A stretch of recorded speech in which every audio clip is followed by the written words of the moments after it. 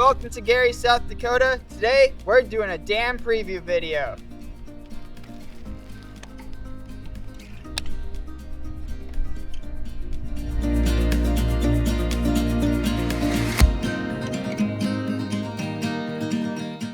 Hello, my name is Chase Warwick, and I'm the event director of the Day Across Minnesota, otherwise known as the Dam.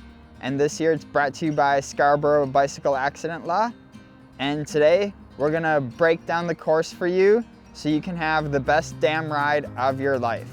So I do have my notes here. As much as I know the dam route, I don't know it mile by mile exactly. So at mile 0, we start off in the lovely town of Gary, South Dakota. We start off with fireworks, and what makes the dam unique is the midnight start. So everyone's riding with lights. Everyone's riding in the dark, no matter if you're the fastest or the slowest person on the day. And you have 24 hours to complete this event. So we start off in Gary, South Dakota, which is the west end of Minnesota. And honestly, for the first 50-ish miles, it's really flat, which means you are going fast. The gravel can be anywhere from hero gravel, which is really hard packed gravel, to some like fresh, loose stuff. So tire selection, I mean, at some points you're gonna be on the correct tire, other times you're not gonna be on the correct tire. So I usually recommend a 45-ish size tire, something like a Continental Terra Speed, or there's a lot of other big 45mm tires out there. So actually within the first 40 miles, you make a total of 6 turns or 7. So it's also pretty safe because of that. You don't have to corner a whole bunch in the dark. Find a good group to ride with, settle in, and enjoy riding in the dark. If you look up, as long as it's not cloudy, you can really see the stars. After mile 50-ish, you start getting close to the Minnesota River Valley. So you're gonna be making a few more turns. You'll be on just little pavement stretches. And then it dips down around mile 60-ish, and you start to lose elevation. And now you're in the valley, but you're not next to the river yet. At mile 65, that is when you get into the proper Minnesota River Valley. And here, some people will be riding in the dark. Other people get to watch the sunrise while in the river valley. And honestly, seeing the sunrise when you're in the river valley, it's an unforgettable experience. Honestly, anywhere on the course, watching the sunrise will be unforgettable. So here is where you kind of just get a little undulating terrain. So you have little rollers. Make sure to pace yourself on any of the hills here. You don't need to sprint up them. It's a 240-mile ride. So around mile 65, you start your traverse into the river valley. It's beautiful. There's rolling hills, there's tree coverage. If you're lucky enough to watch a sunrise while you're in the river valley, stop and take a picture. You want to remember that. Within the river valley, around mile 85 or 86, you go through a little town called Morton. There is a gas station there if you want to stop and refuel. It's also a good spot for your aid station people to just get gas in their vehicle. From Morton, you have about 8 miles left in the river valley before you climb up a minimum maintenance road. Some years this minimum maintenance road is super chunky. Other years it seems like they do maintain the road and it's really smooth. It's kind of just a roll of the dice. We will let people know closer to the event what it's like. Once you climb out of the river valley, between miles 95 and 150, you're in flat cornfields. The gravel here can be, again, anywhere from super hard packed, fast rolling to really fresh stuff. Again, it's kind of the roll of the dice. Find a good group to settle in, take in some fuel here because after mile 150, it really starts to get hilly.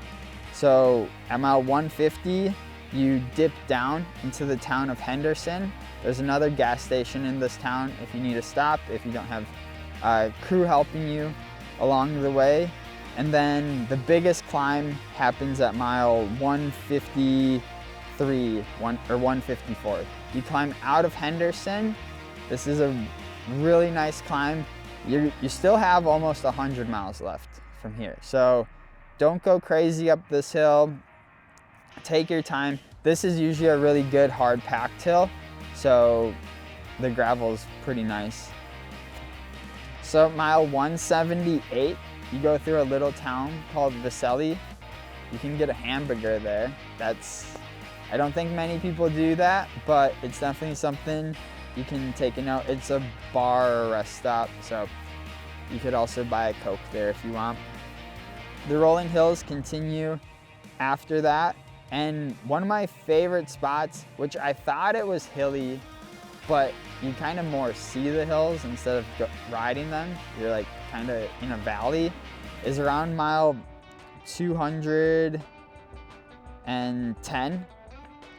Super beautiful open area. And this happens right before you get into Cannon Falls. So when you go through Cannon Falls, there'll be a couple roundabouts, and then I think it's probably the second biggest climb on course is climbing out of Cannon Falls. It's a pretty steep hill. The name of the game is pace yourself here. So pace yourself. It's at mile 217. You could also refuel in Cannon Falls. You have to go a little bit off course, but there's a speedway and a subway right there. From Cannon Falls, this is where the bigger hills begin, the bigger rolling hills. So you work your way over to, I think it's just a little township called White Rock. And then at mile 227, you have, I think it's 7 or 8 really big rolling climbs. And if you got behind on nutrition or you just aren't feeling good here, this can be challenging, but just be mentally ready for it. Again, take in the scenery here. For some people, it could be dark. Other people, it will still be daytime. Pace yourself, because you only have 10 miles left and everyone can bike 10 miles. So after that, you exit the rollers, you're on pavement actually for a few miles, and then you go down a bluff descent into Red Wing, and now you've entered what I would say is the driftless region. Be safe on this downhill. It's a minimum maintenance road. The past couple of years it's been fresh gravel, so just take your time on it. I would not want anyone to DNF the dam because they crashed at mile 236. So after you go down the bluff, you're in a valley for a while before you get into Red Wing. You have a few miles biking through Red Wing. Make sure to follow the traffic rules here. Stop at the stop signs. If there's any red lights, stop there. We will have course markings this year once you are making a few more turns in Red Wing, because a few people have gotten lost or have had a hard time navigating to the bridge. And then once you are on the bridge crossing over to Wisconsin, you've completed the dam. Enjoy the view across the Mississippi River, and then we'll see you at the finish line at mile 240. And yeah, you just completed the dam.